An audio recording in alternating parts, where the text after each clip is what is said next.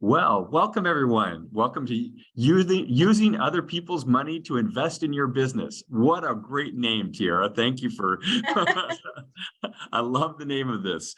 I'm Jay Lyman. I'm a librarian with the Seattle Public Library, and I want to welcome you all. I'm going to very quickly turn time over to Tiara Bonds, who's going to share so much with us. If you're watching this after the fact, welcome. If you're here synchronously with us, we're going to ask that you keep your questions hold those. You can put them in the chat so you don't forget them, but hold them until the end where we'll turn off the recording and have a little conversation and things. And so with that, I'm going to turn time over to Tiara. Thank you for being here. Yes, thank you all for being here, as Jay stated. And Jay, thank you and the Seattle Public Library for having me here.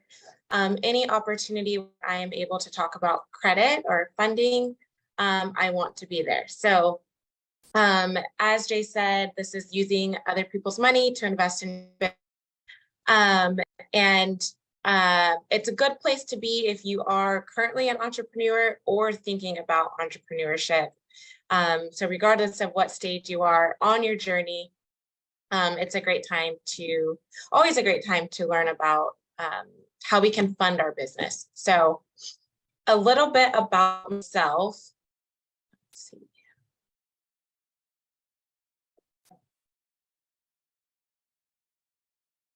There we go. And we'll do intros after, because I would love to see who's all in the room. But a little bit about myself. Again, my name is Tiara Bonds, and I am the oldest of two sisters. So I've got two younger sisters, and I've got two nephews and one niece. And then I myself am a dog mom. So I've got one dog. And my world really revolves around travel, celebrating. I'm a big foodie. So if you guys have any local restaurants in your city, please let me know, because I love to travel and try new restaurants. And then aside from personal life, my focus and passion is really in credit and entrepreneurship. So at Take Charge, we believe credit and entrepreneurship are tools that we can use to narrow the wealth and empower women and minorities. And so the way I go about and do this is people can hire me on an individual level when it comes to either of those two topics, credit and entrepreneurship. But what I really enjoy is being able to partner with organizations like the Seattle Public Library, like Habitat for Humanity and Black Dot, which is a Seattle-based organization. But to create these type of strategic partnerships so that I'm able to provide the credit and entrepreneurship education to those that need it while eliminating the money barrier. So that's really where my lies and what we'll be going over today is specifically about funding options. So what are the different options for people when it comes to funding their business and how you can go about obtaining that funding. And we're not going to do intros verbally just for the recording, but again, I would love to hear you guys afterwards, but also if you feel so inclined, but just your name, your company's mission. And a question I like to ask is, if you had more money in your business, so I'll be quiet for a little bit just to let that sink in. If you had more money in your business, what? And if you want to share in the chat, go ahead.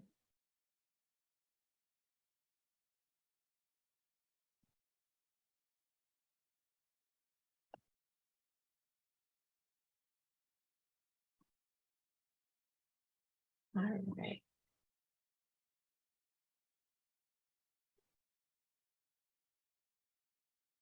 So agenda today, we're going to talk about first, what is the importance of funding? Why do we, even need to talk about using other people's money in the first? We'll talk about the different types of funding, but then we'll highlight grants and personal credit. And then we'll talk about some steps and then go into Q&A.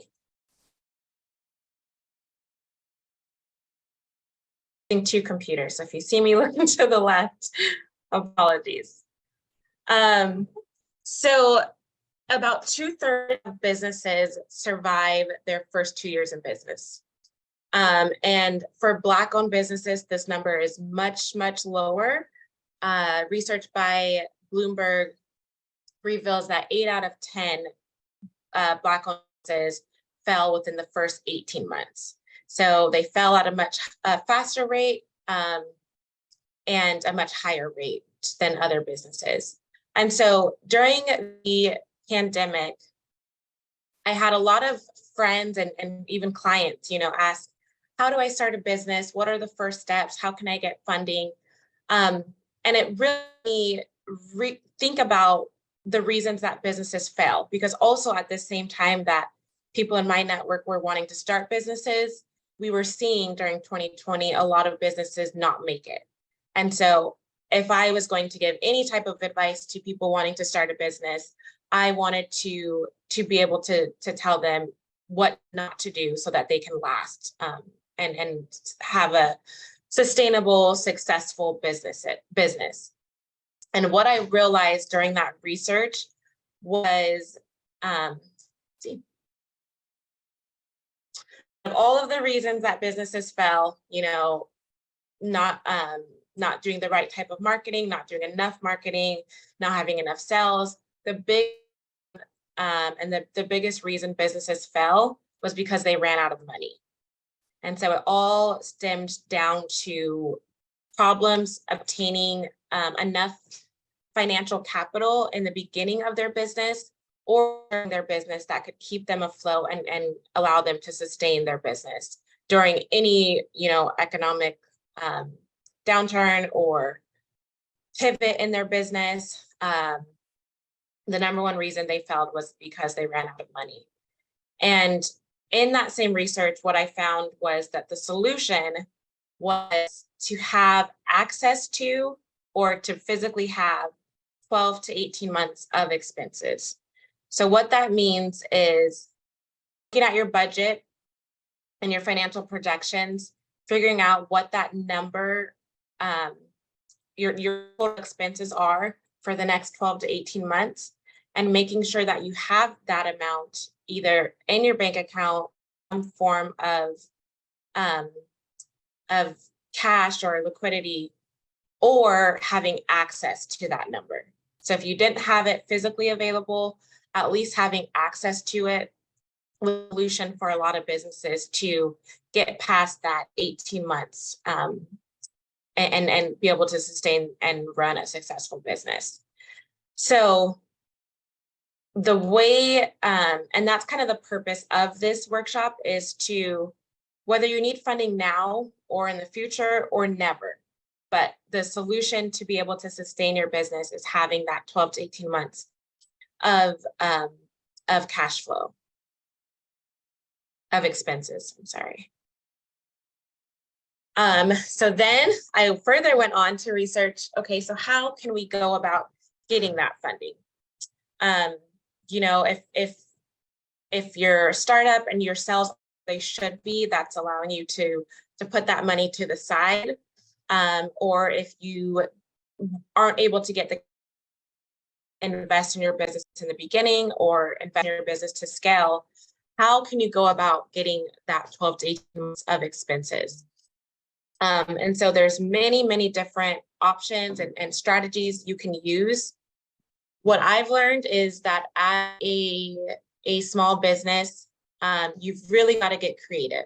So you've got to, not just focus on one route, but consider all of the different ways and create a game plan and a strategy that works for you to reach that 12 to 18 months. So it might not just be family and friends or personal savings, business loan. You might have to put 2 and 2 together and create a strategy that will allow you.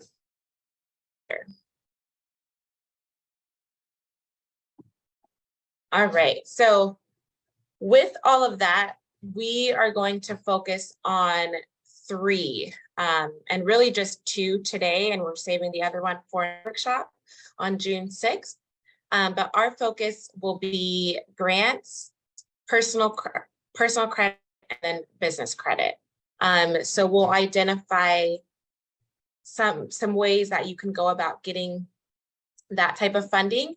And I think in all of this, it's best to weigh the pros and cons, because with any type of funding, there's going to be, the pluses, and then there's going to be the minuses. Some might put more work, some, down the road or immediately might cost you interest. Some might cost you equity. So when you're looking at all of those funding routes on the last slide, you just want to weigh the pros and cons. And with your specific business model, your specific projections, and your business, try to weigh those pros and cons to identify going forward. And then Kim Kiyosaki, she is here for a reason, but she has a quote that says, "My absolute favorite business strategy is using other people's money for my investments." And so Kim, if you're not familiar with her, she is an entrepreneur, serial entrepreneur, and also the wife of Robert Kiyosaki, who wrote Rich Dad, Poor Dad, which is actually why I for Department of Corrections.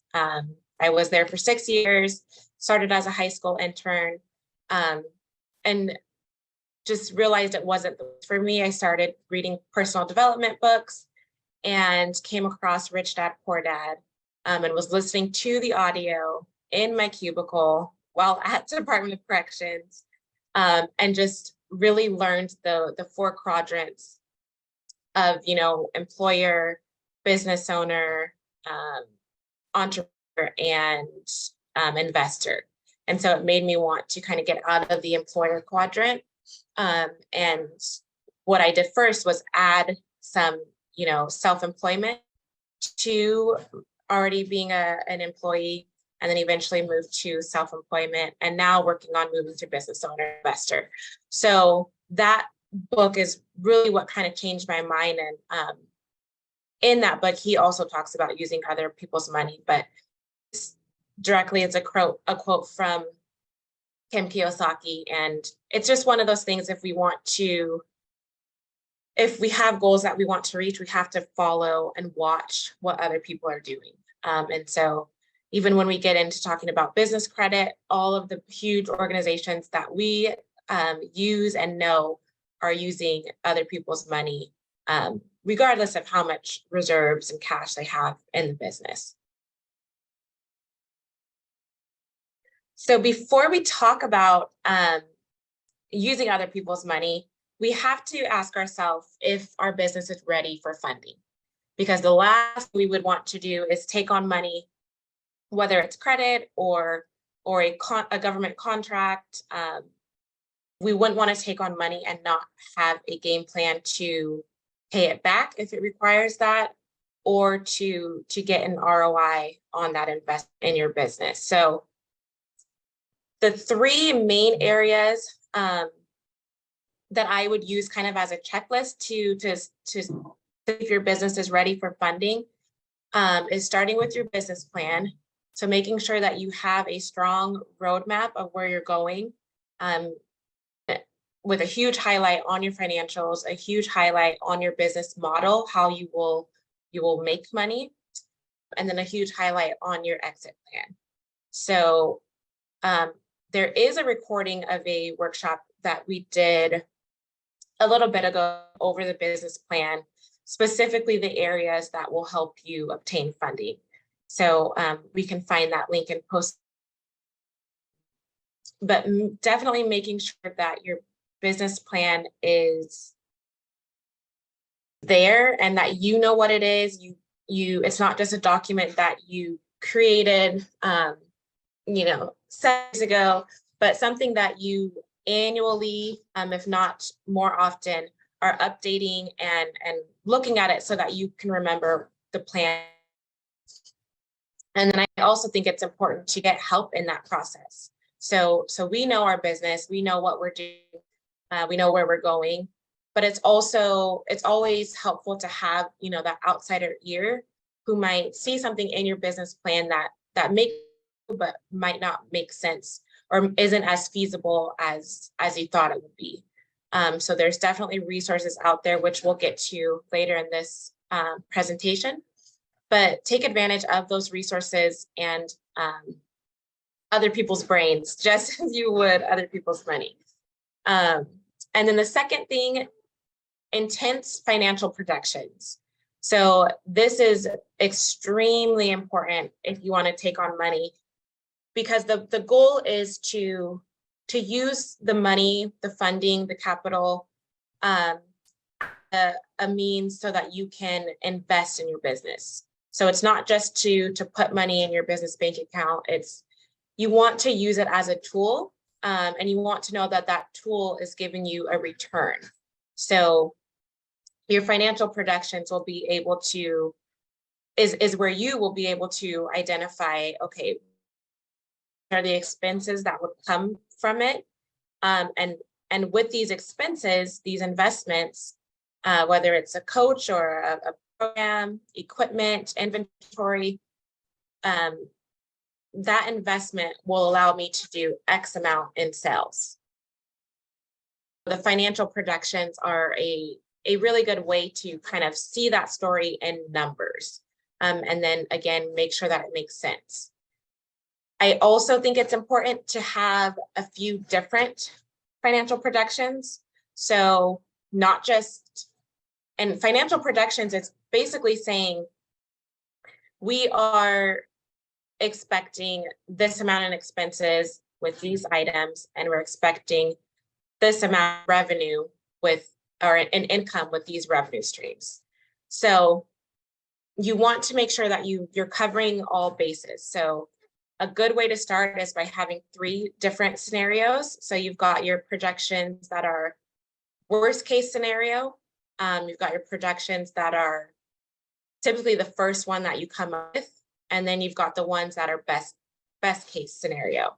So the one that you first come up with should be, all of them should be very realistic. Your first one is kind of that starting spot. And then you create another one saying, what if our spend doesn't go as planned and it doesn't create X amount in dollars? And so you're thinking about the things that could go wrong and having plans for that. And then on the other end, you're thinking about things that, what if our ad spend goes amazing? Or what if we get for coaching that we need, or the proper inventory that we need to sell 5 times more than what we had initially projected? So having those 3 as a starting point is great. And using the resources of other people and services will help you in that process. Just so that it's not, so that you have another brain to help you kind of walk through it and make sure that it is feasible. And then the last thing I would say is having a strong money mindset. So it could be beneficial to start with and I'll link and post it, and also send it in the follow-up email for others that registered, but having a sense of where your money mindset is, what your relationship to money is, knowing, I think the best part is knowing what that is. What is your relationship to money?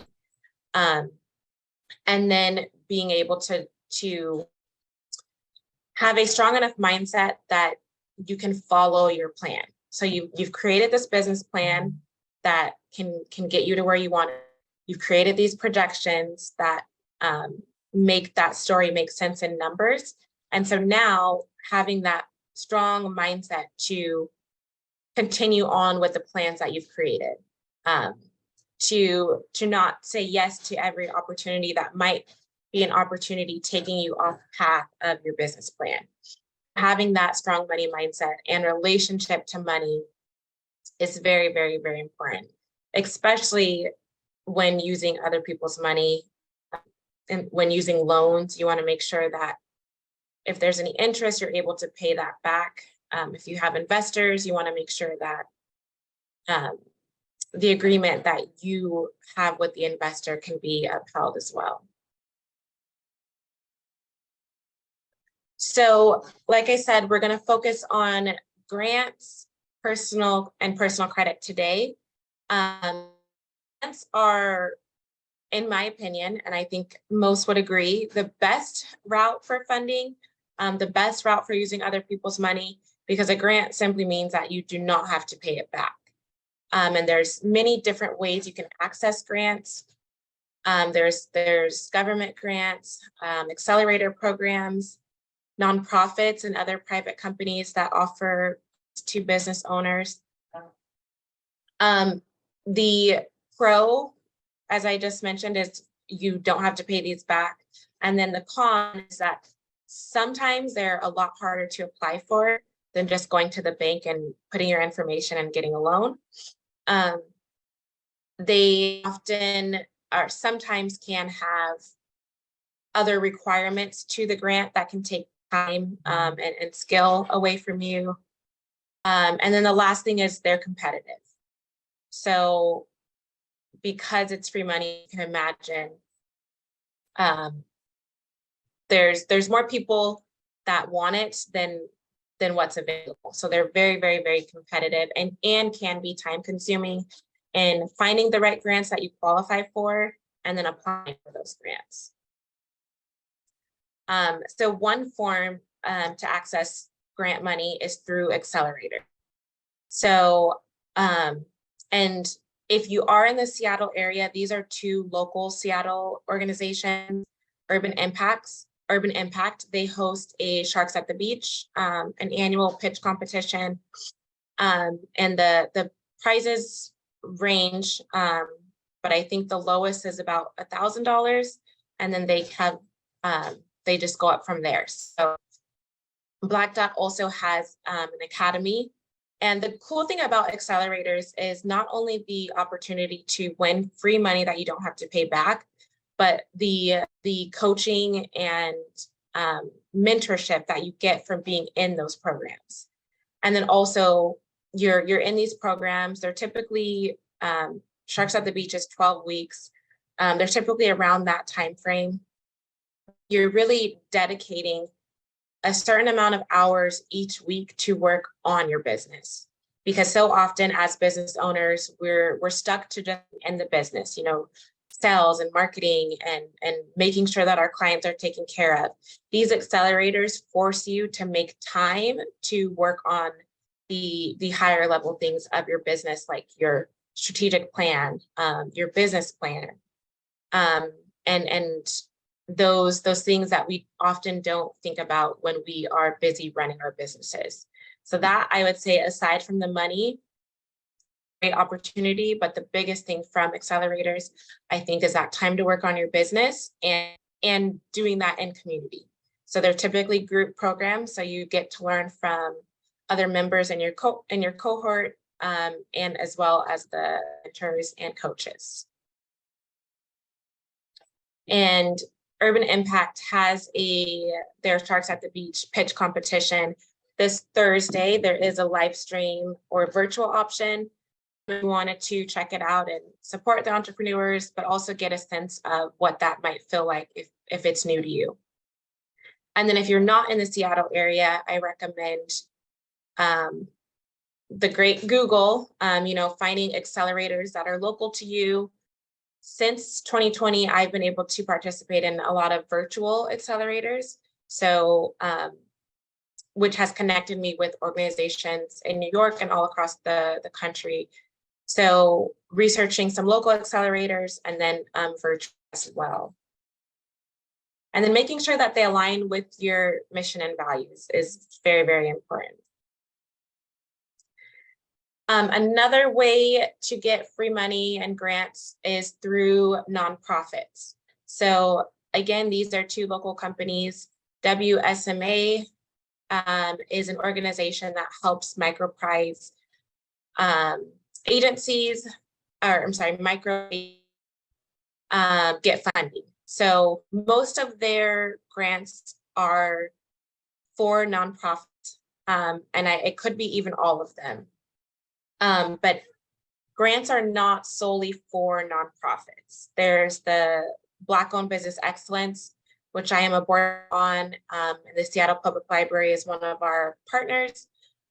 We do an annual grant in February at our annual seminar. And so that is by far the easiest grant that I have seen. You literally are entered into it when you register for the event. And then we do a raffle and give out grants that way. So that is a really nice resource for the community, because one thing we realize is that when it comes to grants, like I said, they are competitive, they can be intensive. And so our goal at Black-owned Business Excellence, also known as BOBE, is to kind of eliminate some of those barriers and create the resources and opportunities. So definitely connect with those two organizations, and also, again, Google and research others that are in your community, in your network, that are able to, that have services where they provide grants like that as well. And then also, I think just having a robust network of people, the GSBA, Taria Miller is a staff member there, and she is always sharing different grant opportunities via email. So aside from reaching and doing all of that, on your own, the GSBA is great at sending over different grant opportunities, as well as Jay Lyman at the Seattle Public Library. So creating that network of individuals and folks that are connected to communities can help you access some of those grants. And in a timely manner, because like I said, a lot of them are very competitive. So the sooner you can get word of it, the more time you can have at applying for it. All right. The last service, or the last kind of grant part that I'll go over today, is services. So aside from just an organization giving you a $5,000 or $10,000 grant, there are organizations that give grants in a way that is for services. So the Minority Business Development Agency, MBDA, they are all over the country. We have one locally in the Tacoma area, I believe. They give out grants that allow you to get services from different providers. So it still helps, our bottom line. If we were already going to, budget in a bookkeeper or an accountant or a credit consultant, using a service like this will help you kind of eliminate some of those expenses, or just allow you entry into being able to use those services. So rather than you yourself spending 20 hours a month on bookkeeping, when you can hire a bookkeeper to do it for you, that definitely helps out our business and has, a similar impact of just handing you a, $2,000 check as well. So MBDA is great. And then Keep It Local Tacoma is a contract. It's a new contract with King Dreams Consulting, which helps businesses with business strategy and marketing, and then in collaboration with myself, take charge to take care of the credit portion. And then there's also other business coaches and providers that you can use to get free services like credit consulting and financial support, marketing support. And so definitely looking around for opportunities like this. If you're not in Tacoma, many cities have many economic development type centers where you can probably find these types of resources. But like I said, they're just as valuable as grant making, as grants that just give you the funds for your business, because they can allow you to scale and grow just as the money can. All right.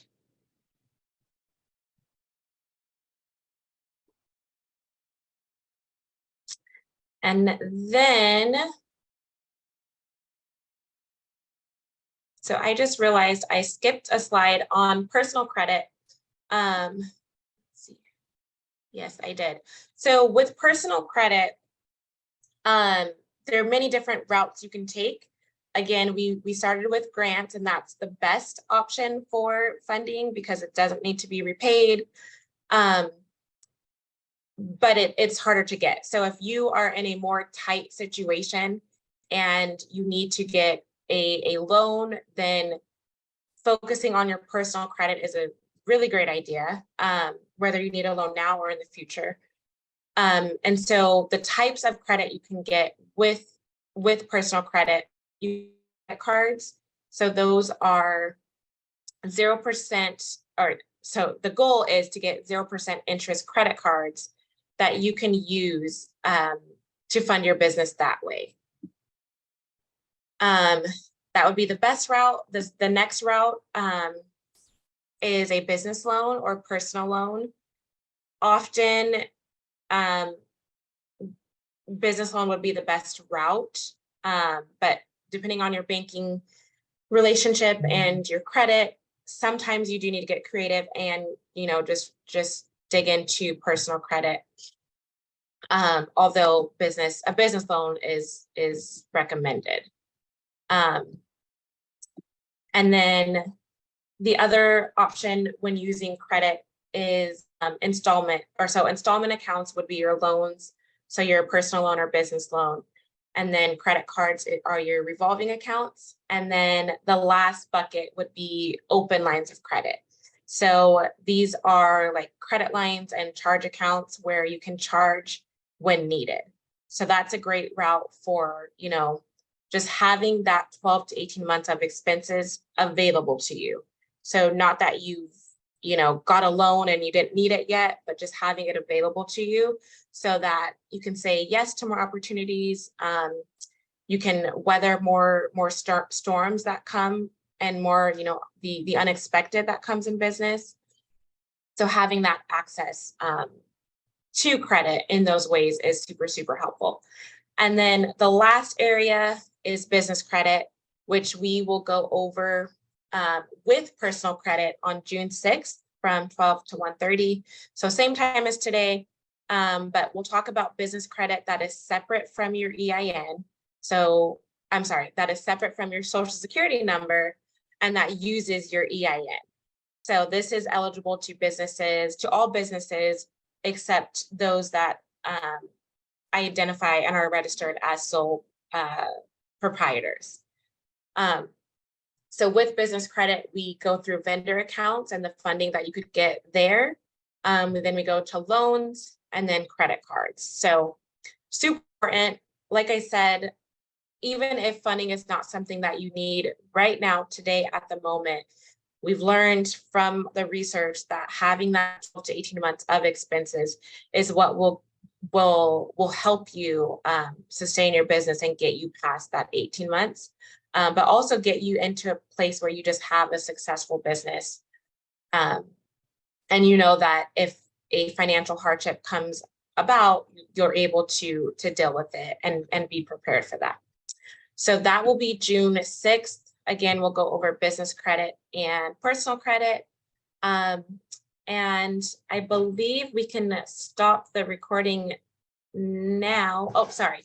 So next steps. Every workshop I do, I like to provide next steps. And education is great, but if we're not doing anything with it, then we just wasted our time. And thank you guys for investing your time and being here. So to make it more valuable, next steps would be deciding a strategy that you can secure 12 to 18 months of expenses. So whether that's a mix of personal and business credit, just getting your personal credit to a place, establishing your business credit, so that if you need to use credit, you have that option available. Or if it's doing a little more savings, reaching out to family and friends, whatever that route looks like for you, applying for grants, going through an accelerator, decide what that strategy is. And then also optimize your business plan and financial projections. So make sure that your business plan is updated, your financial projections are there and updated and recent, and that you have them out at least 3 years, and then you have those three scenarios. So what you first intended, and then a worst case, best case. So those are the best next steps that I would recommend. And now we can stop the recording and open it up for Q&A. Wonderful. Thank you, Tiara. Thank I also want you. to, Tiara, I also want to mention the consultations too. I just put a link in the chat. Yes. So please sign up for these half-hour sessions with Tiara. Thanks to Seattle Public Library Foundation, who's paying for this. Yes, that's a huge point. We can get questions answered here, but one-on-one consultations are super, super helpful in allowing, the dedicated time. It's just I and Jay, and it's all confidential. We don't share anything, but just allowing you that space, thanks to the Seattle Public Foundation. And that's, part of the mission of Take Charge is being able to do that type of work and consulting and one-on-one while eliminating the money barrier. So definitely take advantage of this. And there's sessions over the next couple of weeks. They're in that calendar right there. Those are all free. So do book them, and yeah, super helpful. We've done a few of them before, and this was really in response to Tiara and I having done these workshops in the past and realizing that people had personal things that they really wanted to share and to learn about, and didn't really make sense to do that in a workshop like this where there were lots of people. So we created these like one-on-one kinds of things, but it's really two-on-one, because like myself or my colleague we'd be there, and along with Tiara to help out. So, which is great, because I'm able to answer questions, you're able to think about your questions, and then Jay or Carmen are able to notate that and document it, and then send it to you after. So you have a list of everything we talked about. So it just makes it very efficient. Yes. Okay. Well, why don't we go ahead and say goodbye to our audience that's watching this after the fact. So those of you that are here now, stick around. We're going to talk and go off of our recording. But thank you so much, Tiara, and thank you to our audience that's listening to this too.